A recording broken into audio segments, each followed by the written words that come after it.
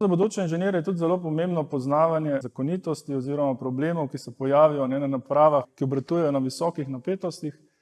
Tule imamo en primer takšne naprave, ki ste v praksi že vsi zagotovo videli pri daljnovodih. Zelo pomembno nalogo ima takšna izolatorska veriga, zato je pomembno za študente, da jo dobro spoznamo. Ampak danes bi en poskus izvedli, pa ne na tej napravi, ampak na tej elektrodni konfiguraciji na moji levi. S tema dvema elektrodama pa nekako poskušamo v kontroliranem laboratorijskem okolju pa nazoriti dogajanje v naravi ob nevihtah, kjer se pač pogosto pride do atmosferskih razelektritev oziroma tako imenovanih strel. Tule s tema dvema elektrodama bomo poskušali proizvesti eno strelo. Da bi to varno naredili, moramo pa najprej odstraniti ozemljitvene palice in pa zapremo tole varovalno ograjo. Se prepričamo, da res ne more nihče vstopiti v prostor. Samim poskusom pa upravljamo preko tega kontrolnega panela, kjer vidimo dve številki.